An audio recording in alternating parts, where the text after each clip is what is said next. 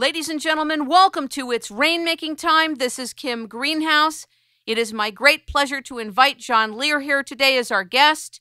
He is a retired airline captain and former CIA contract pilot with over 19,000 hours of flight time, over 11,000 in command of 3 or 4 engine jet transports, and he's flown over 100 different types of aircraft in 60 different countries around the world. He retired in 2001 after more than 40 years of commercial flying.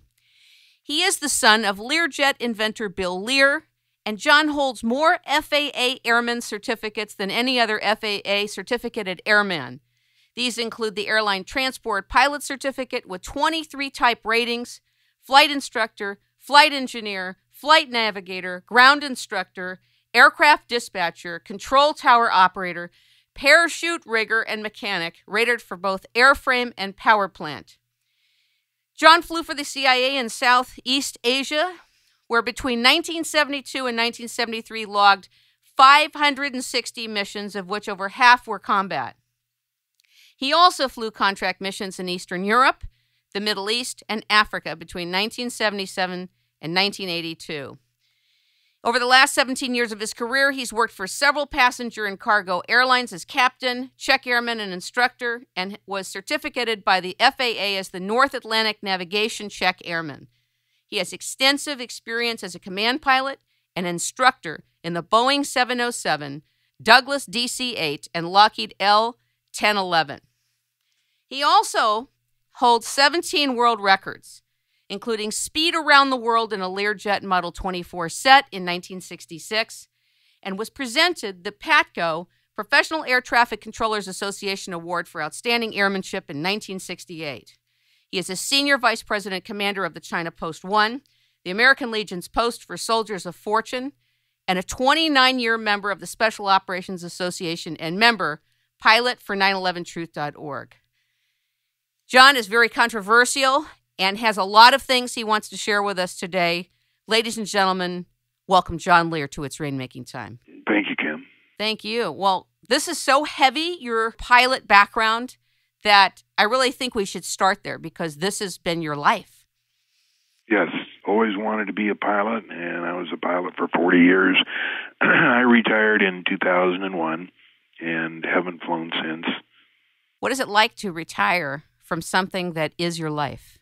Well, I had a lot of things going at the time, and I retired mainly because the company I worked for, Kitty Hawk International, went bankrupt. I was 58 at the time, and you can't get a job as a pilot at 58 because the mandatory retirement age is 60, and nobody wants to train you for just 2 years of service. Why does a pilot have to retire at 60? Is there an assumption that their skills aren't as good? I think they've changed it now in the last 1 or 2 years to age 65. Oh, so then you would have 7 years, right? Or no? I was 58 in 1998 when the company went bankrupt. Got it. Okay. How do you harness all this life experience and professional experience as a pilot, flying all these different missions all over the world, all these different kinds of planes today? Do you help other pilots at all in any way? Do you consult or mentor other pilots? No. Do you have any interest in that? I'm completely out of aviation. I don't even look up in the sky anymore. In 1996, I bought the claims for an operating gold mine up in Gold Butte, Nevada, and I spent the next 10 years rebuilding it and getting it recertificated, but the BLM shut it down just after I started mining, and so then I had to tear it down. Actually, all I had to do was take out my personal stuff, and they're tearing it down now. That happened about 2007. And you have another mine, right? I don't own it. I claimed it, and that was the only one. That was the Treasure Hawk mine. It's all gone. Oh, my God, you're out. I notice on your site, The Living Moon, there's a link that says, who owns mineral rights? Just 3 men. Can you say something about that? Yeah. There's the 3 guys. We posted their names, and, of course, that's got to be total baloney because there's millions of people that live up on the moon, and we certainly aren't going to claim mineral rights from them. Let's switch to the moon for a moment. So we talk about mineral rights here on Earth and claiming mineral rights, but there are claims to minerals on the moon. Is that legal? Apparently it is. There was a United Nations contract or an agreement with all countries that no single country would claim any part of the moon for any reason, but it didn't outlaw specifically a person from claiming it. So these three guys got together and went to the United Nations and claimed those parts of the moon for the mineral rights. Wow. Does that include something like helium-3, for example? The access to helium-3 that Harrison Schmitt talked about when he was on the moon? Well, helium-3 can only occur if there's no atmosphere, and the atmosphere on the moon is equivalent to 18,000 feet on the Earth. There isn't a breathable atmosphere up there.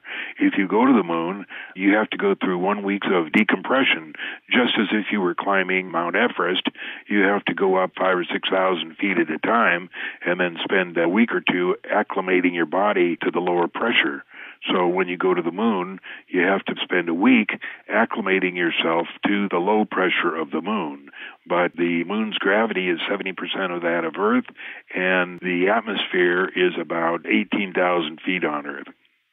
How do you know this, and how did you get into trying to sort out the atmosphere of the moon? What led you to try to figure that out?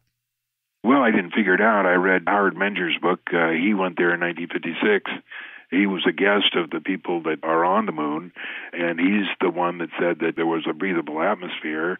And then I figured out what the gravity was by the Aldous-Newton law of inverse square, which you don't need to use the density.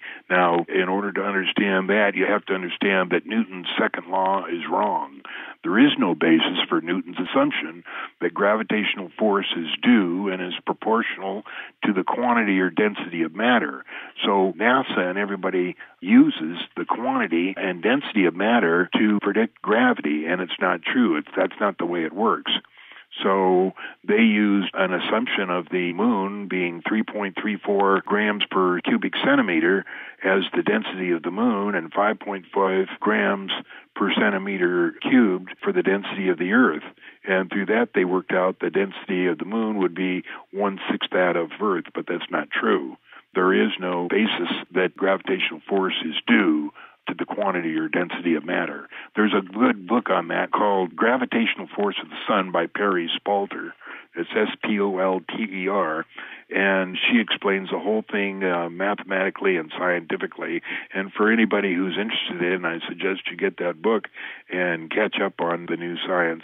How come NASA's not integrating the new science that you're describing in the way that they are operating? Because they are hiding everything that they know about our solar system and the universe.